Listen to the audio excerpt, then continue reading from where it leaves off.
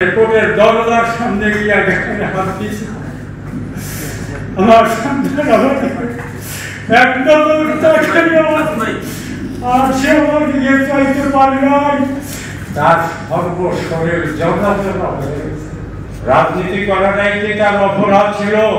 যদি থাকে বাংলাদেশে যদি এরকম আইন থাকে তাহলে সকলে রাজনীতি বন্ধ করে দেবে। ডাকসুর সাবেক এপি নুরুল হক নূর আমার দ্বিতীয় সন্তান, ওরা মারাহানা সন্তান, ওরা 3 ভাই 3 বোন ছিল। আমার মা মারা গেছে। আমি এই সমুদ্র সাগর পাড়ি দিয়ে ছেলেদেরকে মানুষ করার জন্য প্রাণপণ চেষ্টা করছে। আল্লাহ রশেদ রহমান দেশবাসীর দোয়ায় আল্লাহ তাকে ঢাকা ভার্সিটিতে পড়ার মতো তৌফিক দান করছেন। সেই ক্ষেত্রে সে ঢাকা ভার্সিটিতে ইংরেজি বিভাগে লেখাপড়া করে 18 সালে কোটা সংস্কার আন্দোলনের হাল ধরে। সে কোটা সংস্কার আন্দোলনে তারা সফল যেভাবেই হয়েছে। তারপর ঢাকা ভার্সিটি নির্বাচনে ডাকসু সাবেক নির্বাচনে সে অংশগ্রহণ করা আল্লাহর রহমতে আপনাদের 10 জনের দোয়ায় তাকে আল্লাহ নির্বাচিত করছে। কিন্তু নির্বাচিত হওয়ার পরও সে ডাকসুতে সঠিকভাবে বসতে পারে নাই। আমার মনে হয় আপনারা যে সাংবাদিক ভাইরা আছেন তারা সবাই সকল খবরই তথ্যটা আপনারা জানেন। যাই হোক, তারপরে সে ছোটখাটো একটা দল গঠন করছে গণ অধিকার পরিষদ। গণ অধিকার পরিষদ মানে জনগণের কথা বলার পরিষদ। সে জনগণের পক্ষে কথা বলতেছে, এতে তার প্রতি আমরা যথেষ্ট কিছু হয়েছে। আমি আল্লাহর উপরে ভরসা করে বলতে পারি, আমার সন্তান 3 ছেলে, আমার সন্তানরা আমার ফ্যামিলির ভিতরে কোনো মামলা মকদ্দমা, কোনো অন্যায় অত্যাচার, জুলুম, খুন, রাহাজানি, চিন্তার ভিতরে আমার সন্তানরা নাই। আমি ইউনিয়ন পরিষদের মেম্বার ছিলাম।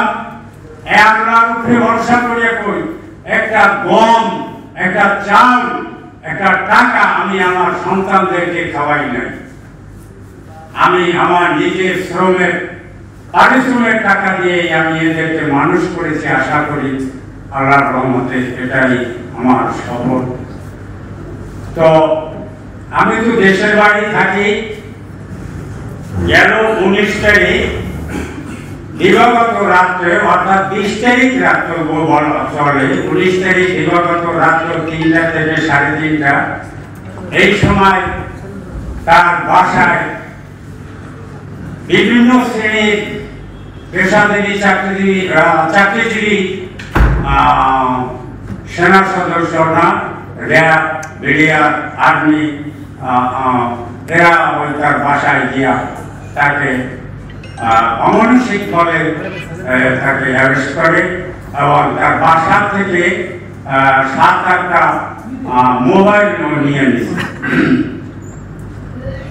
পরে তার খোঁজের জন্য যখন র্যাব অফিসে যাওয়া হয়েছে, তখন যারা ডিউটিতে ছিল তারা বলছে আমাদের এখানে আসে নাই, আপনারা ডিবি কার্যালয়। ওখান থেকে ডিবি কার্যালয় গেছে, সেখানেও তার খোঁজ মেলে নেই। তারপরে তারা বলছে যে আপনারা আপনাদের লোকাল থানায় যান, হাতের জেল থানায়, সেখানে গেছে, সেখানে গিয়েও তার হদিশ মেলে নেয়। আমি তখন দেশ থেকে রওনা দিছি। আমরা খুব আতঙ্কের ভিতরে ছিলাম, আল্লাহ তাকে গায়েব করে ফেলছে কিনা। আল্লাহ রশেদ রহমান সাহায্য গায়েব হয়নি। পরে আবার 21 তারিখ রাতে তাকে ওই 3, 2, 19, 20, 21 তারিখ রাতে তাকে ডিবি কার্যালয় থেকে কোর্টে নিয়েছে। কোর্টে যাওয়ার পর ওখানে তাকে 7 দিন রিমান্ড দিয়েছে। 5 দিন রিমান্ড দিয়েছে। আমি ঢাকাতে এসে শুনি তাকে 5 দিন রিমান্ড দিয়েছে। 5 দিন রিমান্ডের পর গতকালকে তাকে কোর্টে উঠাইছে। উঠানোর কথা ছিল গতকালকে আগের দিনই রাত্রে, 5 দিন পূর্ণ হয় রাত 8টায়, কিন্তু ওই রাত্রে দেখে উঠাইলে নাকি এটা জানি না, এটা আইনগত দ্বারা তারা বলতে পারবে।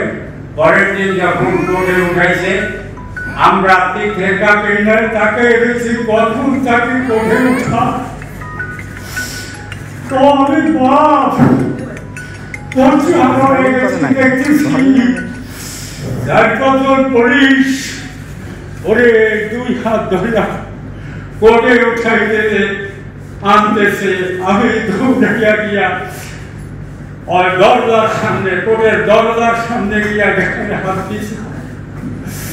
আমার সন্তান একদম আর সে আমার দিকে চাইতে পারে নাই, সে হাঁটতে পারে না, বাঁকা হয়ে পড়ে না। উঠে উঠানোর পর কখন তাকে বাইর করবে আমার নজর দেখো। উঠে উঠানোর পর আইনজীবীর কাছে জিজ্ঞেস করলাম যে বাবা আমি কি তার সাথে কথা বলতে পারবো? তারা আমাকে আশ্বস্ত করতে পারবে, আসলে দেয় না। কোর্ট থেকে যখন আবার বের করতেছে তখন আমি সাংবাদিক, ফেসবুক যারা ছিল, পুলিশ প্রশাসনের যে লোকজন ছিল, তাদেরকে সরাই আমি আমার গায়ে হাত দিয়া, তার গায়ে দিয়ে হাত দিয়া দেখি তার হাতটা কালো হয়ে গেছে। তার শরীরে স্পর্শ করার পরে স্পঞ্জের মতো অনুভব করতেছি। তার আমি পিঠে এই জায়গায় গেঞ্জিটা টানি, আমি নিজেই, পুলিশ আমাকে তখন কিছু বলে নেই, আমি ফাঁক করে দেখছি তার সর্বশরীর জড়া হয়ে গেছে। রাজনীতি করাটাই কি তার অপরাধ ছিল?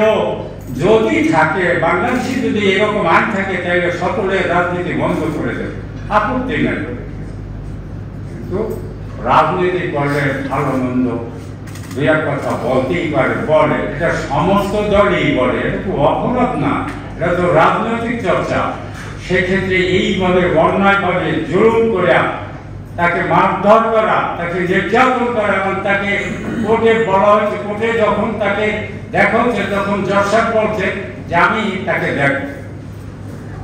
তাকে যখন আমার পুনরায় রিমান্ড চেয়েছে, সে তার কাছে জজ তার কাছে কথাবার্তা বলছে, বলার পরে সেটাকে আর রিমান্ড দেয়। এখন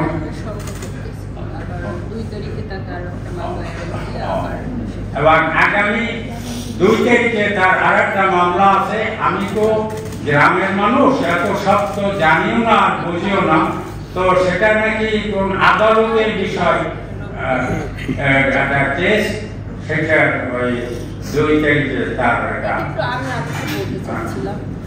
ওটা কালকে রবিবারে হবে। তো অন্য আরেকটা মামলা, ওটা হচ্ছে আপনাদের মেট্রো রেল, এটা তো দেখাইছি সেতু ভঙ্গের মামলা, আর এগুলো তো প্রত্যেকটা মিথ্যা মামলা। তো ওই জায়গায় তাকে আবার নাকি অ্যারেস্ট দেখায় তার কোর্টে উঠাবে। তো আবার রিমান্ড হয়তো সংখ্যা করতেছি, আবার রিমান্ড হতে যেতে পারে ওরা। তো একটা মানুষ অলরেডি এতটা শারীরিক টর্চারের পরে, সে অলরেডি এতটা অসুস্থ, সে মানুষটাকে যদি আবার রিমান্ডে নেওয়া হয়, তো ওই মানুষটার অবস্থা যে কি হবে আমি জানি না, তার জীবনটা যে সংখ্যা করছে। তো আপনাদের মাধ্যমে শুধু যারা প্রশাসন আছে তাদেরকে জোর করজোর অনুরোধ করতেছি যে তাকে আর রিমান্ডে আপনারা দিয়েন না। মানে তার জীবনটা অন্তত আমাদের কাছে দীক্ষা দিন, মানে তাকে সুস্থ ভাবে, অন্তত আমার 2টা বাচ্চার মুখের দিকে তাকে, মানে আমি আর কিচ্ছু চাই না। প্রয়োজনে আমার রাজনীতি করতে হবে না, আমি ওকে রাজনীতি করতে দিব না। আপনারা শুধু ওকে একটু এই টর্চারটার উপরে বন্ধ করুন। এই মিথ্যা মামলা দিয়ে একটা মানুষের উপরে শুধু চার সেই বুঝবে, ছাড়া অন্য কেউ হয়তো এইগুলো অনুভব করতে পারবে না। বারবার শুধু আমার এই অনুরোধটুকুই থাকবে যে তার চিকিৎসা ব্যবস্থাটা অন্তত যেন করা হয়।